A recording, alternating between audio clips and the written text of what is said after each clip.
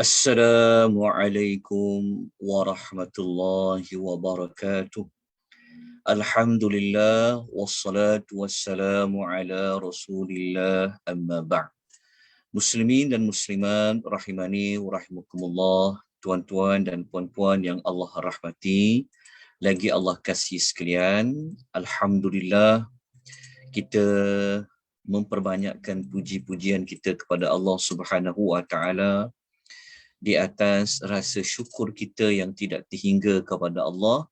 Pada petang ini kita dapat bertemu sekali lagi, kita dapat bersama-sama dihimpunkan oleh Allah dalam majlis ilmu, yang mana pada petang ini kita akan menyambung bab yang terkandung dalam tajuk syurga yang didambakan, yang mana tuan-tuan dan puan-puan, kita sebenarnya masih lagi berada pada bab yang kelima, ya, bab yang kelima yang berkaitan dengan apakah nama-nama lain, istilah lain yang Allah gunakan bagi perkataan syurga di dalam Al-Quran. Kita kalau nak tahu kalimah syurga di dalam Al-Quran, Allah menggunakan Al-Jannah, dan kadang-kadang Allah menggunakan dalam bentuk plural, iaitu Al-Jannat ataupun Jannat. Selain perkataan Al-Jannah dan selain perkataan Jannat, terdapat beberapa perkataan lain di dalam Al-Quran yang ia merujuk kepada syurga. Minggu lepas kita telah membincangkan tentang salah satu daripada istilah lain bagi syurga adalah digunakan pada perkataan Darus Salam. Darus Salam. Dar ditambah dengan perkataan Assalam. Jadi Darussalam merujuk kepada tempat, negeri yang salam, yang sejahtera. Jadi kita telah tunjukkan bukti dalam beberapa ayat, antaranya ayat dalam suratul Al-An'am ayat 127 kita jumpa perkataan a'udzubillahi minasyaitonirrajim lahum darussalam. Kita jumpa perkataan darussalam. Okay. Pada petang ini insya-Allah kita akan melanjutkan nama yang berikutnya, dan pada minggu lepas kita juga telah menyebutkan nama lain bagi syurga, istilah lain bagi syurga di dalam Al-Quran. Allah menggunakan perkataan Al-Husna. Al-Husna. Seperti mana salah satu contoh ayat nombor 26 dalam surah Yunus. Allah berfirman, lilladzina ahsanul husna. Jadi kita jumpa perkataan al-husna. Jadi al-husna di sini walaupun dalam terjemahan diterjemahkan pahala yang terbaik, sebenarnya ia merujuk kepada syurga. Kenapa syurga itu dinamakan Al-Husna? Daripada Al-Husna itu memberikan kita perincian bahawa syurga itu adalah merupakan balasan ganjaran yang terbaik dari Allah Azza wa Jalla. Jadi kalau kita nak dapat ganjaran yang terbaik, pahala yang terbaik, tentulah nikmat syurga. Begitu juga kenapa syurga ini dinamakan dengan Darussalam, tempat negeri yang assalam, yang selamat, yang sejahtera, menunjukkan bahawa syurga ini merupakan tempat yang paling sejahtera, paling selamat. Tidak akan berlakunya kesakitan, tidak akan ditimpa sebarang mudarat, tidak ada sebarang risiko, tidak ada. Kerana tempat yang paling selamat, yang tidak memberi kesan apa-apa adalah dalam syurga, dipanggil Darussalam. Begitu juga nama yang berikutnya adalah disebut dengan kalimah Tuba. Kalimah Tuba.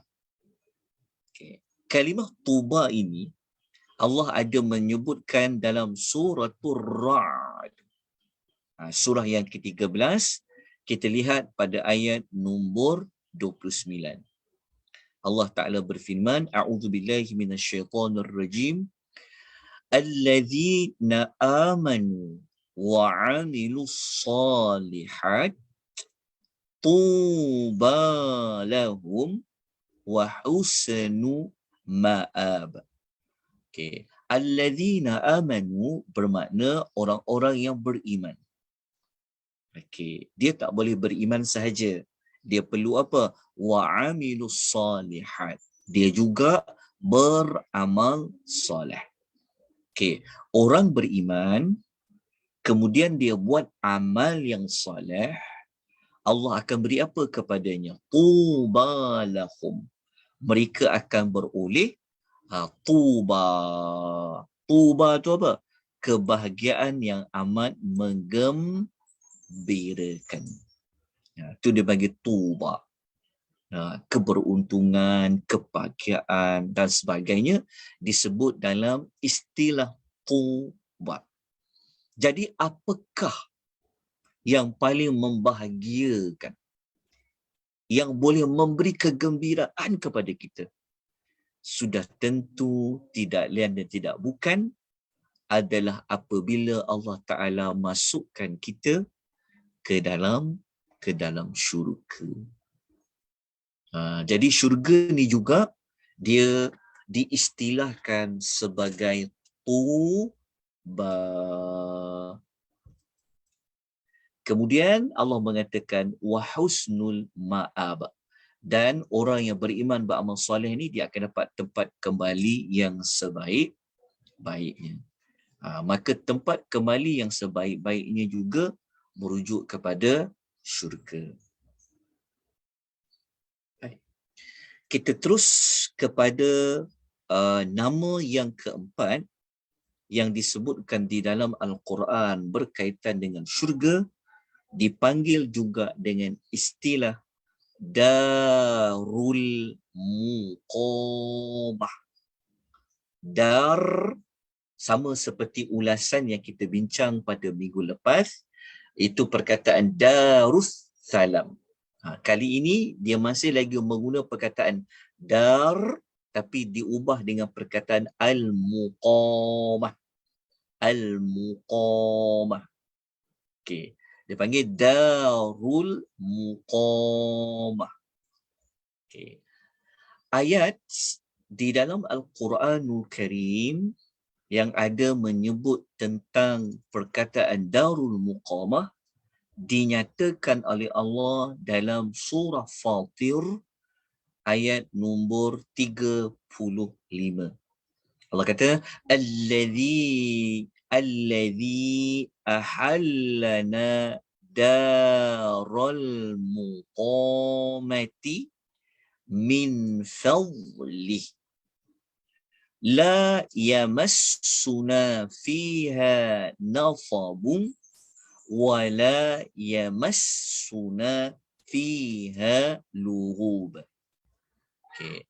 Yang iaitu Tuhan yang telah menempatkan kami di mana darul, di tempat tinggal. Dar tu tempat tinggal, negeri.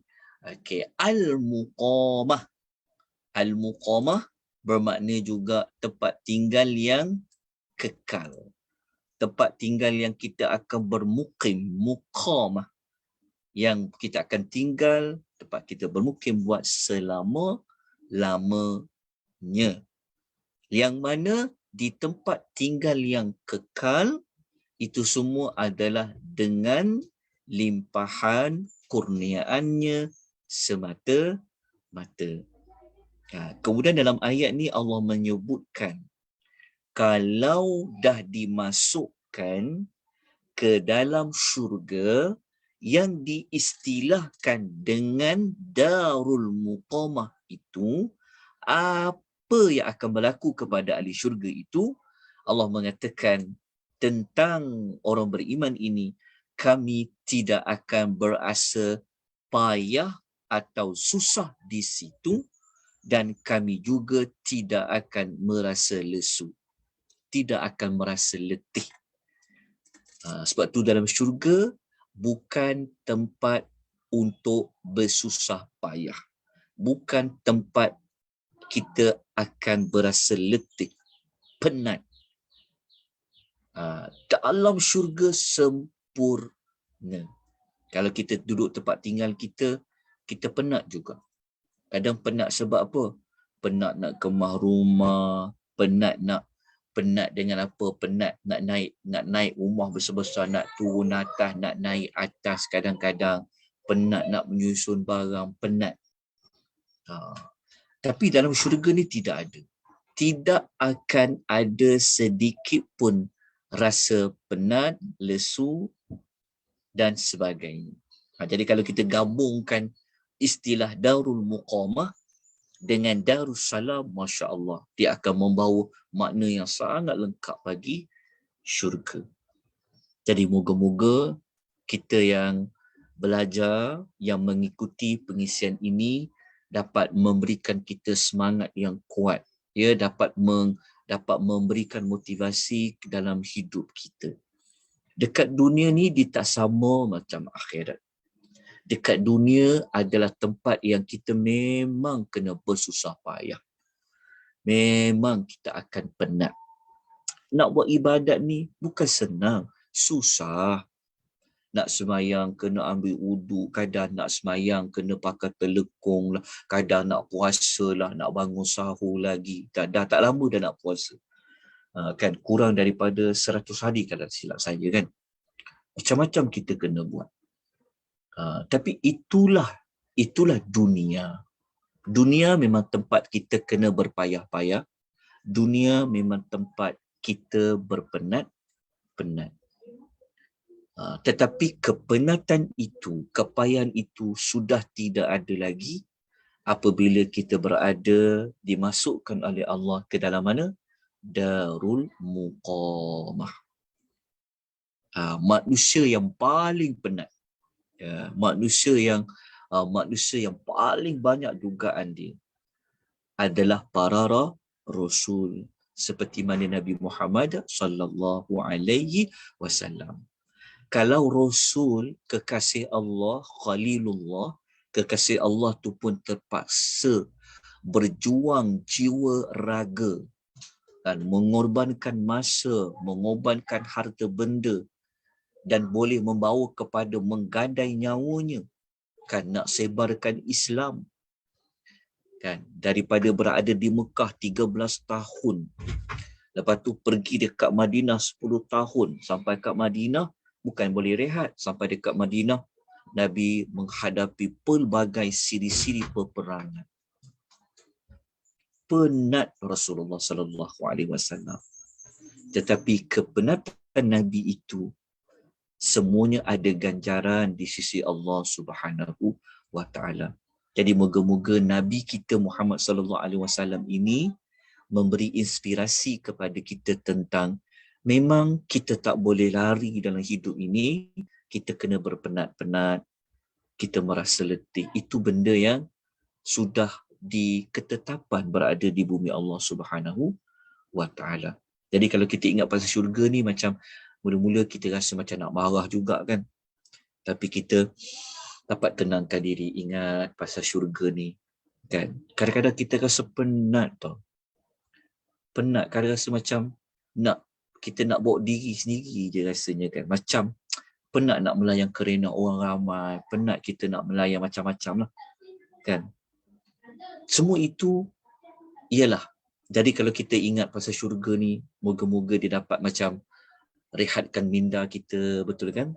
Kadang-kadang minda kita ni yang penat kan, otak kita penat menyebabkan badan kita penat. Dahlah badan kita penat, minda kita lagi serabut kan, lagi bertambah penat. Jadi apabila kita belajar bab syurga ni, moga-moga perkara ini menjadi menjadi ubat kepada kita, terapi kepada jiwa kita, bahawa tak apalah, sekejap je dunia ni kan, berjalan-jelik, dah sampai umur berapa, dah nak kembali kepada Allah. Jadi kita kena apa? Beriman, buat amal soleh. Dengan rahmat Allah, Allah masukkan kita ke dalam Darul Muqamah. Okay, kemudian kita pergi kepada nama yang kelima. Nama yang kelima ni, Allah panggil syurga itu dengan istilah maqam amin. Maqamun amin. Maqam amin. Allah sebut maklumat ini dalam surah Ad-Dukhan ayat nombor 51. Allah kata apa? Innal muttaqina fi maqamin aminin. Kita jumpa perkataan maqamin aminin. Sesungguhnya orang-orang yang bertakwa, Allah Ta'ala akan letak, tempatkan mereka di mana? Maqamin, di tempat tinggal yang amin. Amin tu maksudnya yang aman, sentosa. Aman. Macam saya sekarang berada di utara, berada di kawasan perkampungan, kiri dan kanan ada sawah-sawah padi contohnya. Kita yang kadang-kadang duduk bandar ni rasa seronok balik kampung, rasa tenang, aman, tengok pemandangan, tengok pokok-pokok hijau, kan lapang minda kita. Tidak duduk bandar ialah kan dengan kesibukan kan. Jadi kita rasa macam ya Allah, kita rasa aman. Jadi semua orang sebenarnya akan mencari tempat tinggal yang aman, yang tenang, betul tak? Tak sama duduk di keadaan yang hiruk-firuk kan, kesesakan, pencemaran udara, pencemaran bunyi dan sebagainya kan. Tetapi kita tak boleh larilah, sebab itulah hidup kan. Jadi kita perlu, kat situlah tempat kita mencari rezeki. Jadi kita kena tempuhlah ke semua ketidakkeselesaan tu. Kan? Kita tak boleh dekat dunia ni hidup nak dapat sempurna, tak boleh. Kan? Kita tak boleh nak dapat kejiranan kita yang memang yang sama seperti kita, tidak. Kadang-kadang tempat kita tu dah okey dah, dah aman dah. Tapi ada pula perkara-perkara lain. Jadi kita rasa masih lagi belum aman sentosa. Macam sekarang pula kan, kita menghadapi dengan wabak, kita menempuh pula dengan isu bila-bila lagi boleh banjir kan. Kita rasa macam tak aman kita ni. Lepas tu pula kan duduk di beberapa tempat, macam saya ditinggal menetap di kawasan Ampang contohnya kan. Jadi sudah ada beberapa siri tanah-tanah runtuh kan. Jadi kita rasa macam tak aman hidup kita. Nampak macam aman, tapi itulah dunia. Tak boleh kita nak jangka dia. Tetapi apabila kita masuk syurga, kita tak payah risau lagi. Tak payah risau apa? Kita tak payah risau semua perkara. Kan? Kalau kita ada rumah, kita risau apa? Kita risau nanti rumah aku ni macam mana, pencuri masuk ke, selamat ke tempat ni. Macam-macam kita fikir. Kan? Jadi semua benda-benda seperti itu, itulah dunia. Tetapi tempat yang paling aman di mana adalah fi maqamin amin. Dia merujuk kepada syurga. Jadi moga-moga dengan pengisian seperti ini dapat menambahkan lagi rasa cinta kita, rindu kita, usaha kita untuk lebih kuat, lebih gigih lagi, lebih sabar lagi menempuh hidup ini untuk kita mendapat rahmat Allah yang Allah beri kepada kita, tempat yang maqamin amin. Tidak ada dekat dunia ni tempat yang sebenar-benarnya maqamin amin. Pasti ada saja benda-benda yang tidak memberikan rasa aman. Okay. Kita terus kepada nama yang berikutnya. Yang keenam, ini merupakan nama yang terakhir, istilah yang terakhir yang Allah beri selain daripada nama jannah ataupun jannat. Dia panggil maq'ad sidq. Ya, maq'ad sidq. Maklumat ini ada dinyatakan oleh Allah dalam suratul Qamar ayat nombor 55.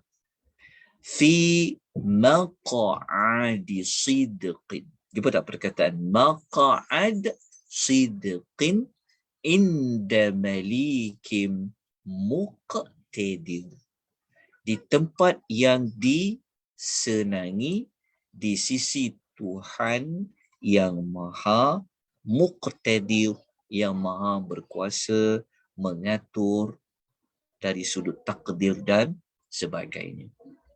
Maq'ad, tempat sidq yang disenangi. Jadi moga-moga bab yang kelima yang kita belajar ni menambahkan lagi rasa apa? Oh, sebab itulah dia orang kata syurga. Lagi kita belajar, lagi terpapar tentang syurga. Biarlah kita ke mana-mana, ingat. Apa tindakan kita buat, kita fikir syurga. Kita sihat, kita fikir macam mana nak dapatkan syurga Allah. Waktu kita dalam keadaan kesusahan, kita ingat macam mana nak dapatkan syurga Allah. Sebab itu dalam Quran banyak diulang pasal akhirat. Cerita pasal syurga apa? Kerana cita-cita seperti ini membina cita-cita yang besar. Kerana inilah masa depan kita semua. Jadi apa yang berlaku pada kita di saat-saat ini, ingat kita berada di dunia. Jadi macam-macam benda yang akan menggurus perasaan, yang memenatkan kita, yang menyakitkan mata kita, sakitkan telinga kita, kan, mengganggu pemikiran kita. Memang kita tak boleh lari. itulah dunia. Tapi kalau kita nak rasa selamat, kita nak rasa aman, kita nak rasa sangat bahagia, sangat gembira, kan? Jawapannya adalah di dalam syurga. Di dalam syurga. Nanti waktu kita belajar dekat nikmat-nikmat syurga, lagi kita akan nampak, lagi kita akan dapat contoh-contoh dia. Macam dia dikatakan tempat tu tempat yang paling disenangi, sedap mata memandang, kan?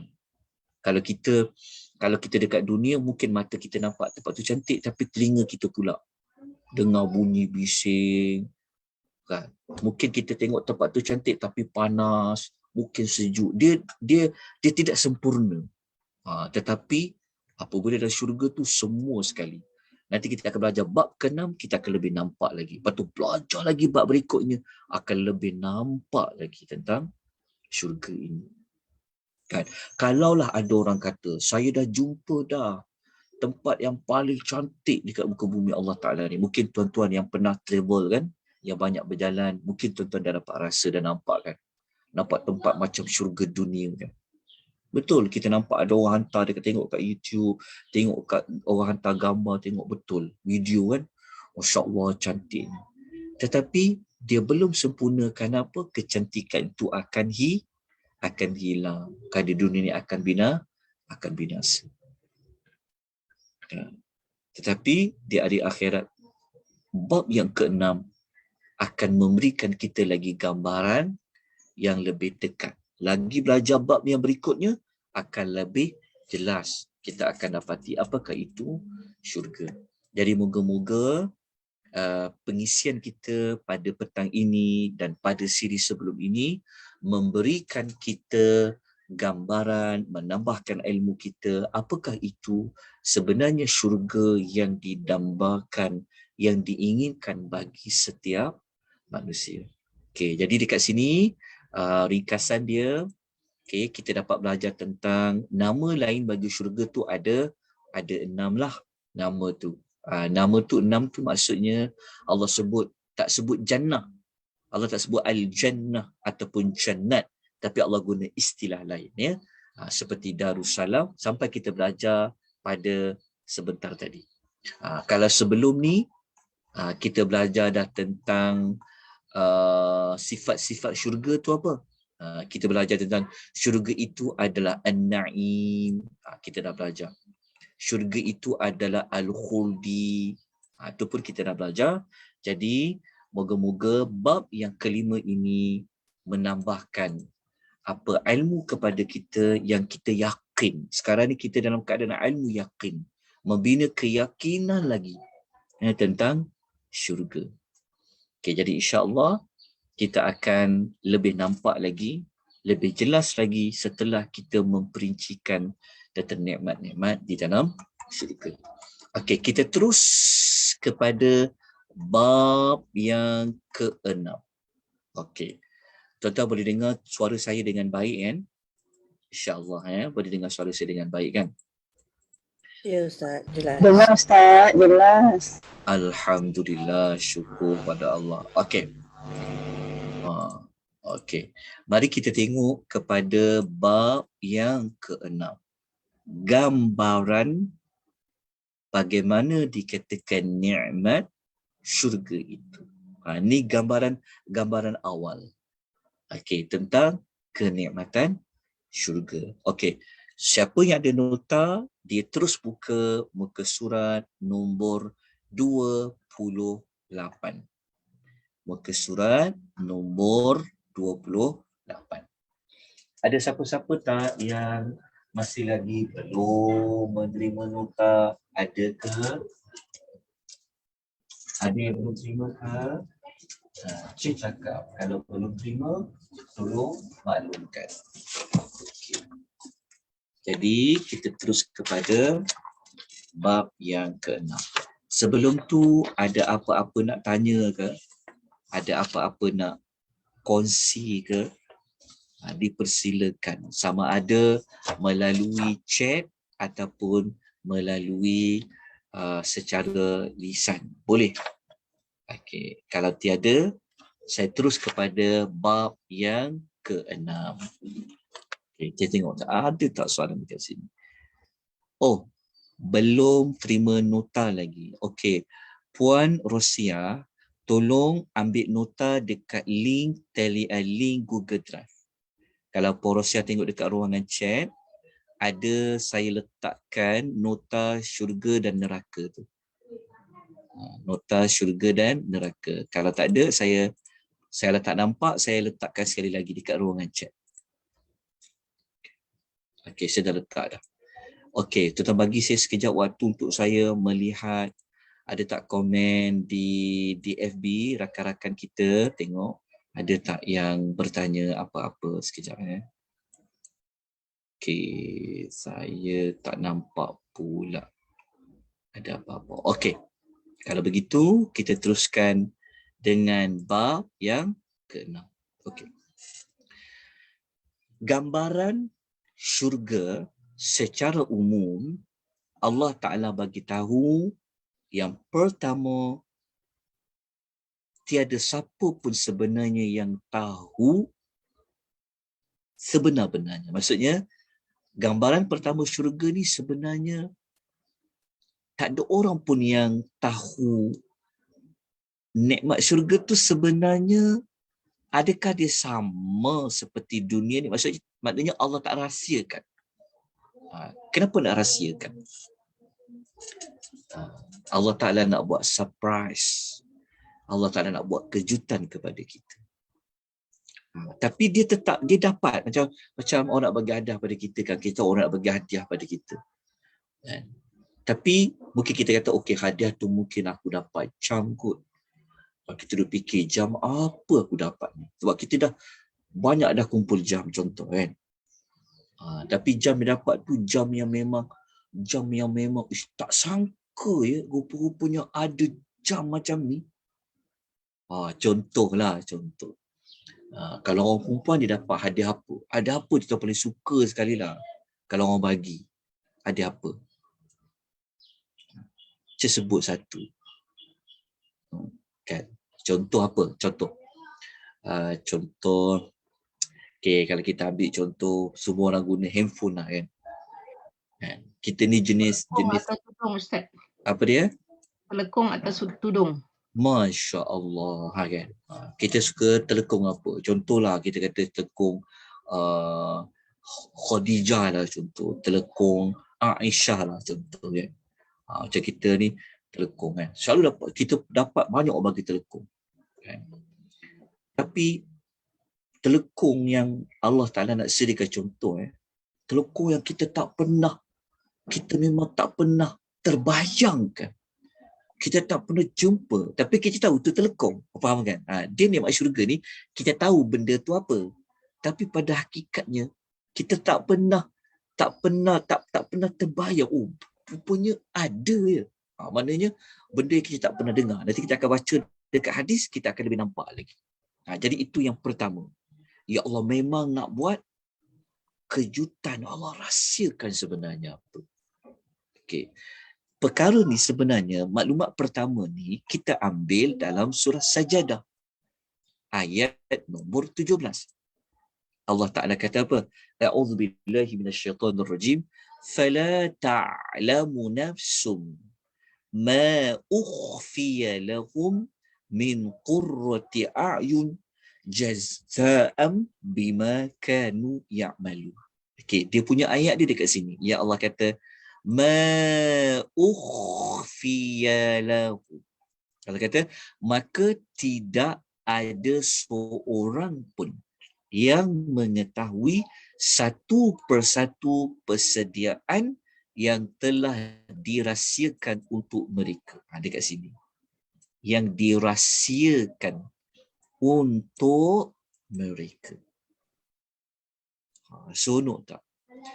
Orang yang biasa dapat hadiah kan, sama ada ulang tahun ke, ataupun ulang tahun perkahwinan ke, ataupun dia dapat hadiah sempena hari ibu ke, hari bapa ke, hari guru ke, hari wanita sedunia ke, apa-apalah kan. Kan? Jadi kita rasa macam kita tahu, oh ada hadiah ni. Tapi Allah rahsiakan syurga tu wujud. Kita belajar dah, syurga memang wujud. Tapi apa dia? Allah bagi tahu yang telah dirahsiakan untuk mereka. Tak ada siapa pun yang mengetahui sebenarnya hakikat yang benarnya. Okey, kejap saya tengok dekat bawah tu. Kejap nombor 3. Kejap saya tengok. Okey. Okey. Itu yang pertama. Okey, nak lebih jelas lagi kan? Okey. Kita tengok dekat sini. Kita tengok dekat hadis ni. Hadis ni. Hadis kursi ni muka surat 28 tu. Sabda Nabi SAW yang Allah Ta'ala berfirman. Ni panggil hadis kursi. Allah berfirman. Okey, Allah kata apa? A'dadtu li'ibadis salihin. Aku sediakan kepada hamba-hambaku yang salih. Ma la ainun ra'at. Ciri dia yang tidak pernah dilihat oleh mata. Macam kita sebut tadi itulah contoh kan. Contoh macam telekung lah contoh. Ataupun orang bagi baju ke kan. Kita rasa macam habis butik dah aku pergi rasanya berjalan. Habis kedai dah aku cari telekung-telekung ni macam-macam fashion kan. Dekat Indonesia tu mana kita nak pergi? Semua kita pergi. Bandung pergi, Tanah Abang pergi, contohlah. Vietnam mana tak pergi kan. Perempuan tahulah tempat mana-mana nak cari benda-benda macam tu kan.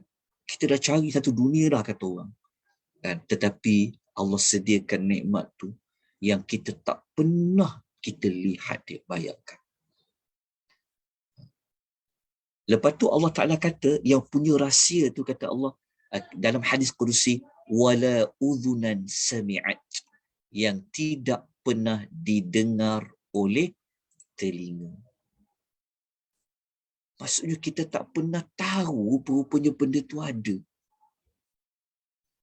Kan? Lepas tu yang ketiga kata Allah ciri dia wala hatara ala qalbin basharin. Allah kata yang ketiga yang tidak pernah terlintas dalam fikiran seorang manusia pun. Sampai macam tu. Bayangkan. Benda yang punya rahsia tu, ciri dia ada 3 tu lah. Kan? Mata kita tak pernah tengok. Walaupun kita tahu dalam syurga tu ada buah. Contoh kan. Memang kita faham dia buah. Tapi buah tu walaupun nama dia macam sama, tapi ciri dia apa? Mata kita tak pernah tengok buah seperti itu. Lepas tu kita tak pernah dengar tentang, tak pernah dengar tu maksudnya kewujudan seperti itu.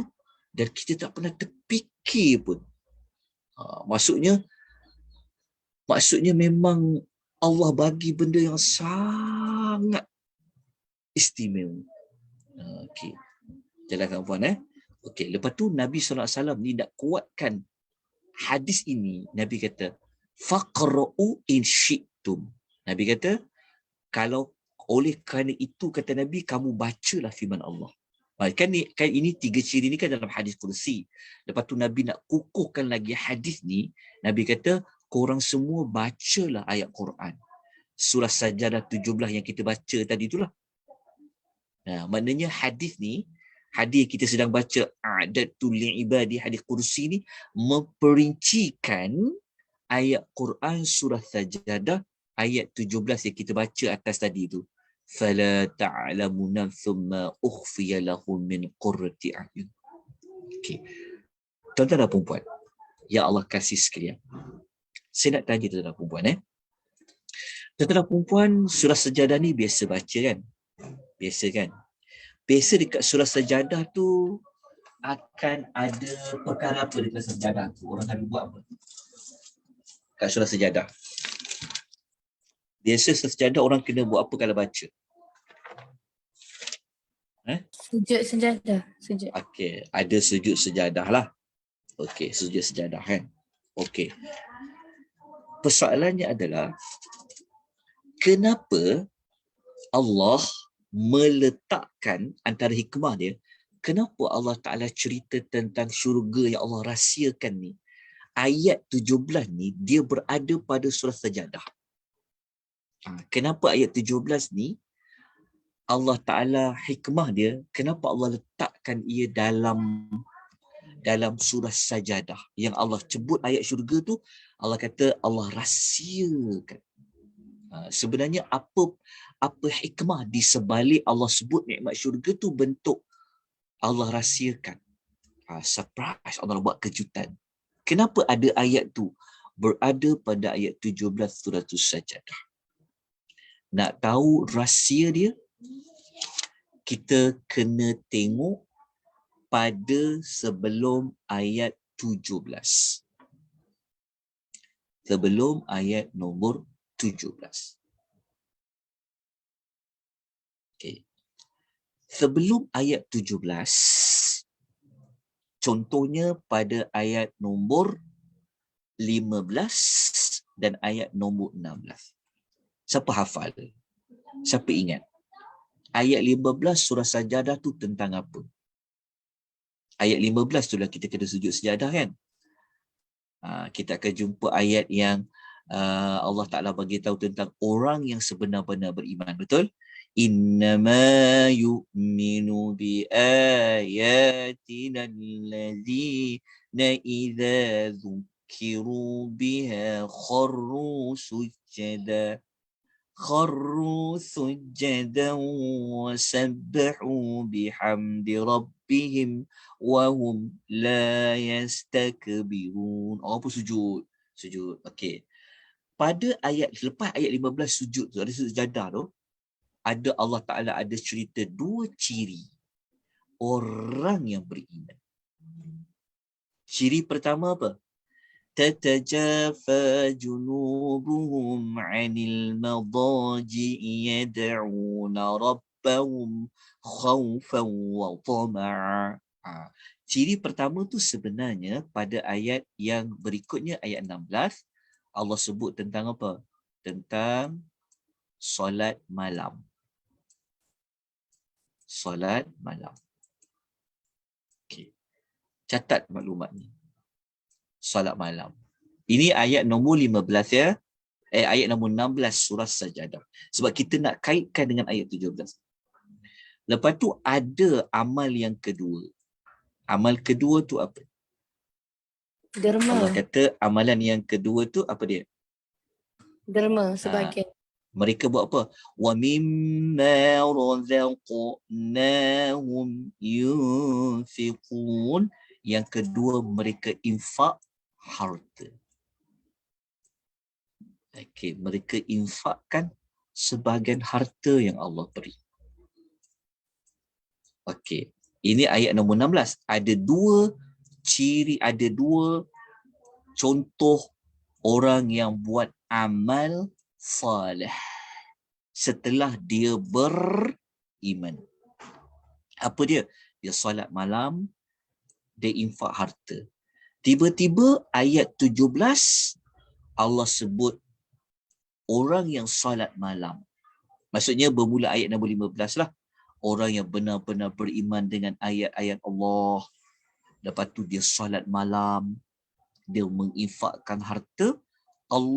Cara Allah Ta'ala nak motivate orang yang macam ni, Allah guna istilah dia akan dapat sesuatu yang telah dirahsiakan untuk mereka.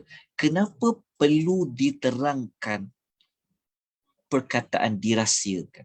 Apa hikmah dia? Maksudnya kenapa Allah perlu letak perkataan nanti mereka akan dapat balasan? Tapi balasan tu Allah kata apa? Yang dirahsiakan. Apa perkaitan dia? Sebenarnya perkaitan itu ada pada solat malam, ada pada infak harta. Kenapa? Nak menunjukkan bahawasanya orang yang solat malam kan dia gelap, diam-diam je. Orang tak tahu pun. Dia bangun, orang lain tidur, dia bangun menyendiri dia, mayang malam tahajud, Allahu Akbar. nangis dia solat. Seronok dia solat malam dia. Doa dia kepada Allah dengan khaufan wa tama'an. Betul. Lepas tu dia pula infak harta secara diam-diam. Orang tak tahu pun dia banyak duit. Orang tengok dia ni biasa je. Kan? Tapi orang tak tahu. Dia tu diam-diam je. Masukkan duit dekat sini. Masukkan duit kat sini. Infak dekat sini. Infak dekat sini. Ya. Orang tak tahu dia. Ya. Kerana dia solat malam itu sembunyi-sembunyi. Orang lain tidak tahu. Maksudnya dia solat malam secara apa? Rahsia-rahsia. Kita tahu. Lepas tu dia infak harta tu pun dia rahsia je. Dia tak nak orang lain tahu. Sembunyi-sembunyi. Maka oleh kerana itulah Allah mengatakan mereka-mereka seperti ini Allah sediakan nikmat syurga yang macam mana? Yang tadi itulah ma ukhfiya lahum min qurrati a'yun. Okay, kita nampak tak related dia penyebutan nikmat syurga yang Allah rahsia berkaitan dengan ibadat infak harta dengan salat malam. Jadi sesiapa yang buat ibadat seperti itu, Allah akan bagi kejutan kepada dia. Allah buat surprise kepada dia. Sebab itu buat amal biar rahsia. Okey, kalau tuan-tuan nak jelas lagi, kan? Tuan-tuan baca apa kata Ibnu Katsir kat sini. Tengok Ibnu Katsir dia kata apa. Ibnu Katsir dia ulas ayat 17 ni. Dia kata tak ada seorang pun yang mengetahui betapa besarnya nikmat yang Allah sembunyikan di dalam syurga yang penuh dengan kenikmatan dan kelalatan yang tidak ditunjukkannya kepada seseorang pun. Kenapa? Di sinilah justifikasinya. Dia kata ini disebabkan mereka menyembunyikan amal-amal mereka. Macam tu jugalah Allah menyembunyikan pahala yang akan diberikan kepada mereka sebagai balasan yang setimpal. Sesungguhnya setiap balasan adalah sesuai dengan jenis amal perbuatan dia. Maksudnya kalau kita buat amal sembunyi-sembunyi, Allah juga akan beri kejutan kepada kita. Jadi fikir-fikirkan.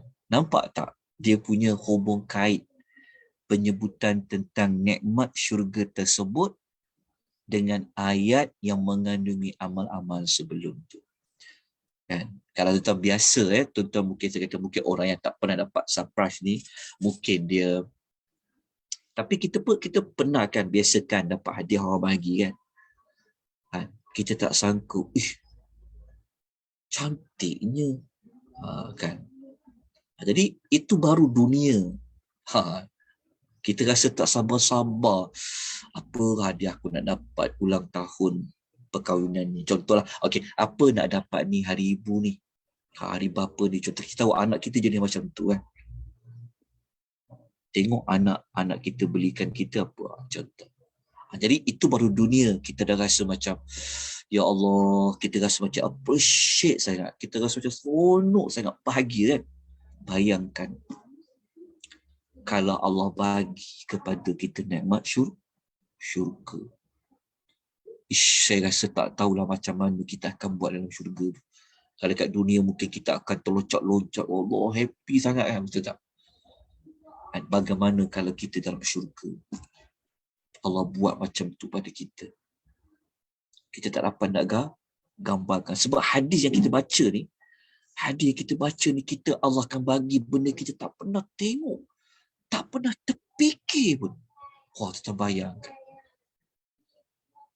Moga-moga pembelajaran seperti ini menambahkan rasa seronok kita dengan alam akhirat.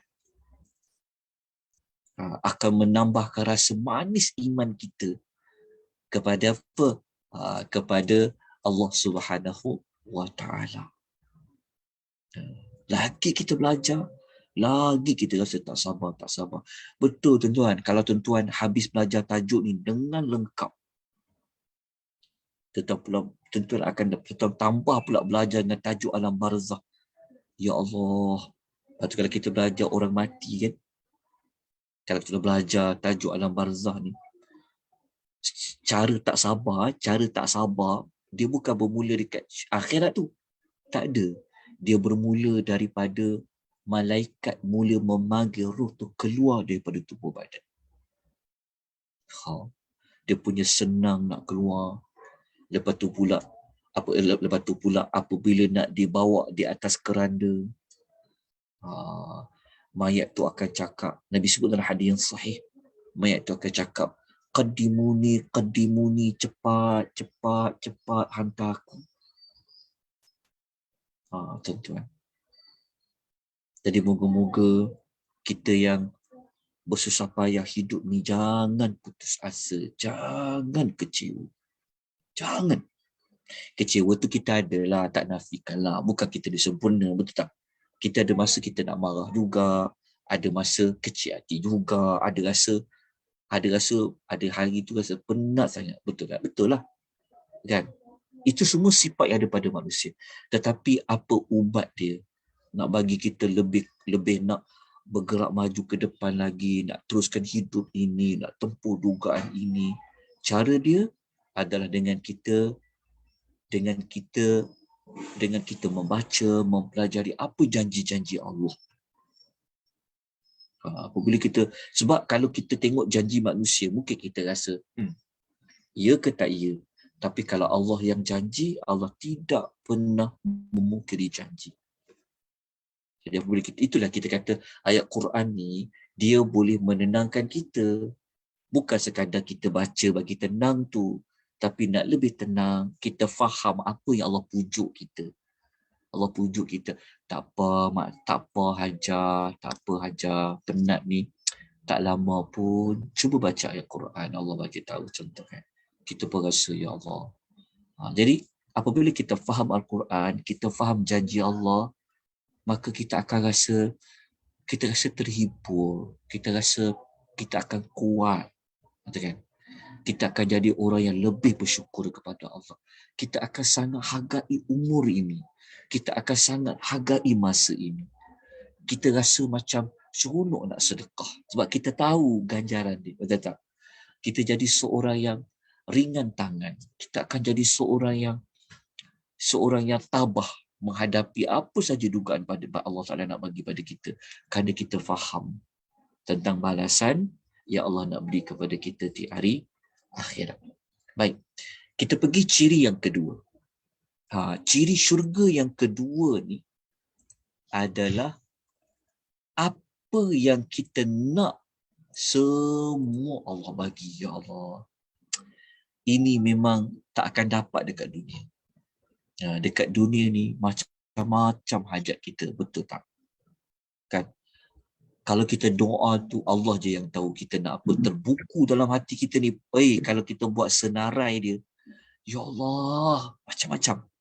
Kan? Tapi dekat dunia ini, dia terbatas. Dia apa? Dia terbatas.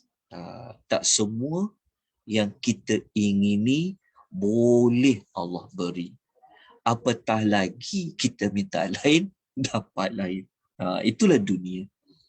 Tapi kita kena redha lah. Tapi di hari akhirat, tuan-tuan nak apa? Cabar sikit. Nak apa? Tuan-tuan nak apa? Cakap. Tuan-tuan nak apa? Sekarang tak boleh dapat lah. Tapi nak dapat dekat mana? Masuk syurga, kita akan dapat. Cerita seronok tak? Kan? Kalau dekat dunia ni, macam-macam kita teringin. Tapi anak-anak kita buat tak faham je. Kadang kecil hati juga. Contoh. Kan? Kita nak lain, kita dapat lain. Betul tak? Contoh. Kita nak benda. Tapi memang itulah dunia. Dia tak sama macam hari akhirat. Tapi di hari akhirat, ya Allah, kalau kita baca ayat ni, seronok sangat. Kenapa? Kerana kita dapat ayat ni kerana ini adalah kalamullah. Kan Allah yang berkata kepada kita. Apa yang Allah kata kepada kita? Kita ambil start pada ayat ni. Ayat yang walakum fiha ma tashtahi anfusukum walakum fiha ma tad'un. Mula dekat sini. Ayat mula pada walakum fiha. Tengok Allah kata apa. Dan kamu akan beroleh pada hari akhirat apa yang diingini oleh nafsu kamu, dan kamu akan beroleh pada hari itu apa yang kamu minta. Nak apa? Semua boleh. Nanti kita akan belajar lagi dengan lebih mendalam. Cara Allah beri tu, dia tak perlu tunggu lama. Kalau kita minta satu benda tu kan lama nak tunggu. Nak dapat kan. Dah 10 tahun baru dapat. Lama mak impikan. Kan. Contohlah. Kan. Dapat juga tapi nak menunggu tu punya lama. Kan. Makan tahun kata orang. Tapi di hari akhirat tak. Dalam syurga tidak. Nanti tuan-tuan tunggu. Kita belajar lagi kita akan dapati. Kita boleh dapat ia dalam sekelip mata. Dahlah kita nak tu dapat, dia dapat bukan lambat. Ya Allah, macam mana? Soalan macam kita kata petik jari tu betul dapat macam tu. Bayangkan. Lagi cepat pada itu. Tapi di sini kita nak belajar tentang rupa-rupanya syurga yang kita selalu dengar ni, rupa-rupanya bukan sekadar Allah nak buat surprise kat kita, nak buat kejutan pada kita. Tetapi syurga ini adalah apa yang kita nak, apa kita teringin, ya Allah, semua boleh dapat. Kan? Jadi kita tengok Allah sebut dalam surah Fussilat ayat 31 kan. Okey, kalau tengok ayat lain, tengok contoh tengok ayat lain Ada satu lagi contoh ayat lain kejap. Saya tak bawa. Dia ada ayat lain macam ayat dalam surah Yasin. Kalau ibu-ibu ada hafal surah Yasin kan, kalau nak ambil ayat lain lah. Kalau kita ambil ayat lain dalam surah Yasin, ingat tak? Ya ada perkataan ma tad'un. Hafal tak ayat tu? Surah Yasin. Siapa ingat ayat nombor berapa? Ingat tak ayat dia? Tak ingat ayat dia? Okey. Fiha fakihatun. Ada yang Allah cerita fakihatun walahum ma yad'un. Yang tu Ustaz. Ya, walahum ma yad'un. Okey, walahum ma yad'un tu itu betul. Itulah ayat dia. Jazakillah khairah. Ayat nombor berapa tu? Ayat nombor berapa tu? Fakihatun. Ayat dia nombor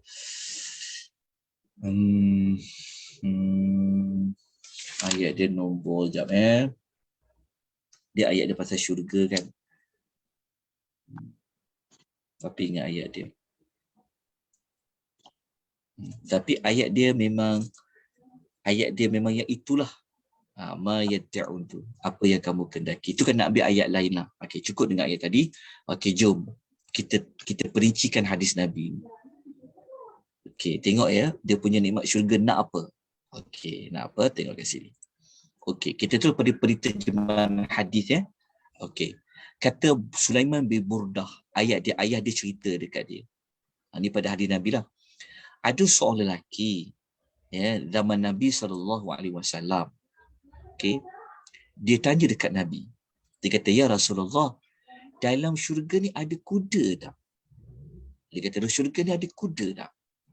Lalu baginda SAW pun jawab. Dia kata, Nabi bersabda yang bermaksud, jika Allah masukkan kau dalam syurga, engkau akan dinaikkan ke atas seekor kuda yang dibuat daripada yakut merah. Dan kuda tu akan bawa kau terbang mana saja kau nak pergi. Maknanya ada lelaki tu ditanya pasal kuda. Mungkin dia teringin kau nak naik kuda. Jadi Nabi kata ada. Nabi kata ada, kalau kau masuk syurga, engkau akan dinaikkan ke atas seekor kuda yang dibuat daripada permata berwarna merah. Dia akan bawa, kuda tu akan bawa kau terbang mana kau nak pergi. Lepas tu, ada seorang lelaki lain tanya pula soalan. Lain pula tanya soalan. Dia kata, Ya Rasulullah, unta ada tak dalam syurga? Lelaki pertama tanya pasal kuda. Nabi jawab pasal kuda tu. Tapi lelaki kedua tanya, unta ada tak dalam syurga? Dalam hadis ni, Nabi SAW tidak memberikan jawapan kepada lelaki itu tentang unta ada ke tidak ada. Cuma Nabi SAW memberikan satu jawapan yang boleh menjawab apa sahaja soalan kalau orang tanya tentang lembu ada tak, kan? Apa saja ada di syurga, jawapan itu berada dalam sabda Nabi SAW. Nabi kata apa? Jika Allah memasukkan kamu ke dalam syurga, kamu akan dapat apa saja kenikmatan yang kamu inginkan. Jadi soalan Nabi tu, jawapan Nabi SAW tu lengkap padat. Nanti kalau orang ketiga tanya soalan pula, dah ada jawapan. Orang keempat tanya soalan, dah ada jawapan. Maknanya unta ada tak? Jawapannya adalah. Nabi tak jawab unta tu ada. Secara direct dia, Nabi tak sebut macam tu. Tapi Nabi kata, jika Allah masukkan engkau dalam syurga, engkau akan bakal dapat apa saja kenikmatan yang kamu ingini. Jawapannya adalah. Hadis riwayat Tirmizi. Okay, kita tengok satu lagi hadis ni. Ni hadis tentang tanaman pula. Satu hari, kata Abu Hurairah, kan Nabi SAW bercerita. Nabi SAW bercerita kepada kita. Okay, Nabi SAW bercerita ketika itu. Kebetulan waktu Nabi baca hadis tu, lalu dekat depan Nabi seorang lelaki badui. Lelaki badui ni kita faham tak? Ada seorang lelaki badui. Maksudnya waktu Nabi sedang majlis ilmu tu, Nabi sedang membaca hadis Nabi tengah menyampaikan satu ilmu tu, dalam tu ketika itu ada seorang lelaki badui ni, maknanya orang kampung lah, macam orang hulu lah, orang kampung. Jadi Nabi pun ceritalah. Nabi kata ada seorang lelaki di kalangan penghuni syurga. Dia nak minta izin kepada Tuhannya untuk bercucuk tanam. Dia teringin dalam syurga, dia nak cucuk tanam. Dia suka nak cucuk tanam. Lalu Allah pun berfirman kepada dia. Allah tanya kepada dia, bukankah kamu telah dapat apa yang kamu inginkan? Lelaki tu jawab, ya. Tetapi aku teringin nak cucuk tanam. Maka apa yang Allah buat pada dia? Dia pun taburkanlah biji benih. Lalu dalam masa yang singkat, benih tu segera tumbuh dan membesar bagaikan gunung. Allah berfirman kepada dia, makanlah sepuas-puasnya wahai anak Adam. Kamu tidak akan kekenyangan. Kekenyangan tu maksudnya kamu berada dalam keadaan, maksudnya dia taklah jadi macam makan tu jadi memudaratkan ke, dia tak jadi jemu ke. Makanan tu juga akan menyebabkan dia tak nak makan dah, tak. Lepas tu Arab Badui tadi yang duduk dalam majlis Nabi tadi, dia cuba menyampuk. Dia cuba menyampuk tu maksudnya, mula-mula Nabi cerita kan. Lepas tu lelaki Arab Badui tu dia pun berkata, Ya Rasulullah, orang yang bercucuk tanam tu kan dia pasti orang Quraisy ataupun orang Ansar, sebab mereka ini pandai bercucuk tanam. Lalu Rasulullah SAW pun mendengar lelaki yang macam lelaki tu dia memberikan sampuk ke kan, dia pun macam cuba teka, lelaki yang kau cakap tu Rasulullah dalam hadis tadi yang nak cucuk tanam tu, dia mesti orang Ansar, dia mesti orang Quraisy, sebab mereka ni pandai bercucuk tanam. Lalu Rasulullah SAW ketawa mendengar komentar daripada lelaki Arab Badui tadi. Maknanya, boleh tak nak bercucuk tanam? Jawapan dia adalah boleh. Jelas. Nak tengok satu lagi contoh lain, kita tengok kes orang yang dia teringin anak. Dalam hadis riwayat Tirmizi, Nabi SAW mengatakan, jika orang beriman ini, dia inginkan anaknya di dalam syurga. Dia ingin anak dalam syurga. Maka dia akan cepat-cepat hamil, dia lahir, dan anak dia hanya dapat ditempuh dalam masa sesaat seperti yang diinginkan. Faham tak? Dia nak anak apa? Dia nak anak umur apa? Kalau macam kita, anak dah besar manjang, tengok cucu kan, seronok main dengan cucu. Kan, betul tak? Anak, masa kita ada anak kecil, seronok main. Masa anak kecil kita rasa pula, bilalah kau nak membesar ni? Bila anak mama ni nak besar? Budak tu dah besar, ingin pula. Seronok kan kalau anak masa kecil-kecil ni. Macam tu pula. Kalau masa dia besar, kita rasa macam, kalau mak tahu macam ni, mak cekik-cekik kau. Contohlah gurau-gurau kan. Jadi kita nak anak membesar panjang kan. Makan masa bertahun-tahun, betul tak? Kadang-kadang tak sempat pun anak tu besar, meninggal dah orang tua dia. Contohlah. Kalau macam ni dalam syurga tidak. Nak anak saja, terus dia hamil. Dia tak perlu tunggu nak 9 bulan. Tak perlu. Tak perlu sampai nak kena mengidam lah, teringin nak makan ni lah, tak ada. Faham tak maksudnya? Dia terus hamil. Nabi kata dalam hadis itu, kata kana hamluhu wa wad'uhu wa sinnuhu fi sa'atin kama yashtahi. Dia nak lahir bila, usia anak tu nak berapa, akan ditempuh dalam masa yang singkat seperti mana yang diinginkan. Hadis riwayat Al-Imam Tirmizi. Jadi 3 hadis yang kita baca ni mengukuhkan lagi maklumat yang ada pada surah apa tadi? Fussilat ayat nombor 31. Tuan-tuan dan puan-puan, tuan-tuan teringin apa? Nak apa? Tunggu masuk syurga? InsyaAllah. Memang janji Allah itu adalah benar. Okay. Kita pergi yang ketiga. Okay. Kita pergi kepada ciri yang ketiga syurga itu. Gambarannya apa? Indah dipandang oleh mata. Inilah di antara perkara yang sangat besar juga. Sebab apa? Sebab kecantikan, kan, keindahan mesti pada mata. Kata orang, dari mata jatuh ke hati. Bayangkan, dalam syurga ni tidak ada benda yang tidak indah. Semua indah dipandang oleh mata.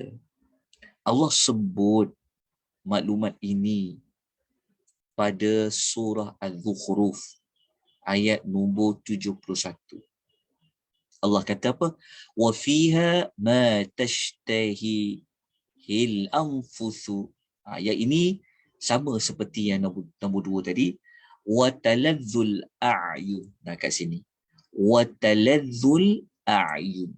Okay, Allah kata di dalam syurga itu disediakan segala yang diingini oleh hati. Segala yang diingini oleh hati hawa nafsu kita itu, ini adalah ciri kedua yang kita dah belajar tadi. Lepas tu Allah Ta'ala kata apa? وَتَلَذُّلْ, lazat dipandang oleh mata. Maknanya apa? Sedap dipandang oleh mata. Saya rasa tuan-tuan aku pun boleh rasa kan. Kita pernah lalui kehidupan kita, dari mata kita ni melihat sesuatu yang indah, yang cantik, yang menenangkan. Betul tak? Daripada mata akan bawa kepada mana? Sebab itu nikmat syurga ni Allah gambarkan ia dikaitkan besar daripada mata. Sebab kita nak tengok dia. Tapi Allah Ta'ala kata memang mata akan sedap memandang dia. Kalau nak faham, kalau nak ambil ayat lain kan, kita ambil balik surah Sajadah tadi. yang kita belajar dekat ciri pertama setelah sejadah tadi, kita ambil dekat yang ni. Ayat nombor 17, ambil dekat ayat min qurrati a'yun. Yang amat indah dipandang. Yang menyenangkan hati kita. Saya rasa tuan-tuan perempuan pun telah lalui banyak benda yang membahagiakan, menggembirakan daripada pandangan mata. Betul tak? Kita biasa lalu dalam hidup kita.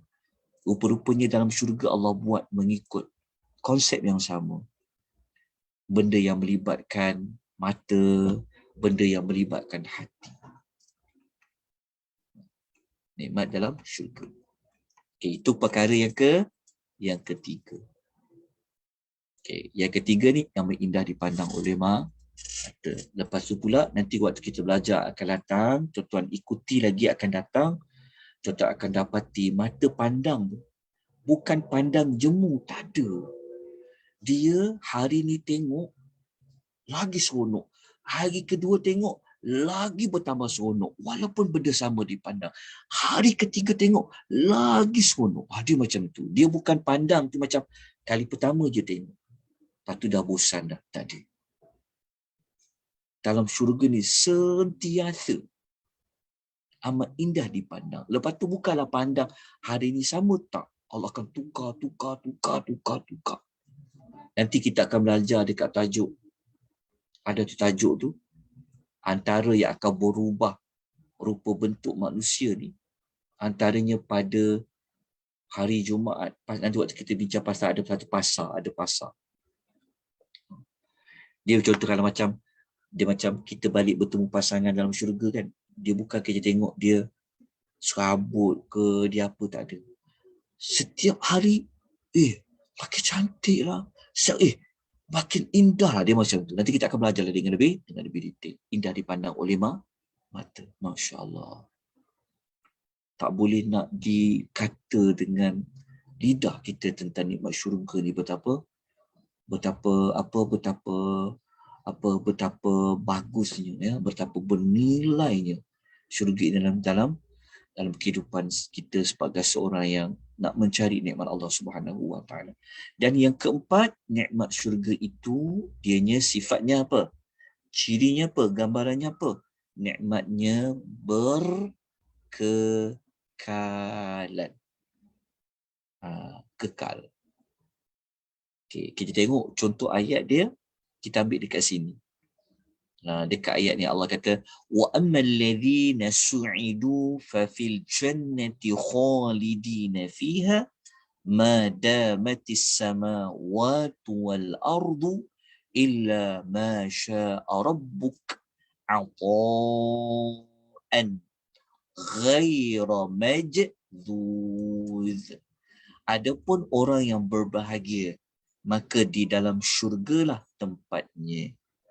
Mereka kekal dalam syurga selagi ada langit dan bumi, kecuali Rabbmu mengkehendaki yang lain sebagai pemberian nikmat yang tidak putus-putus. Jadi dekat sini kita akan dapati nikmat yang tidak putus-putus. Okey, begitu juga tuan-tuan dan puan yang dirahmati oleh Allah Subhanahu Wa Taala, nikmat tu kekal.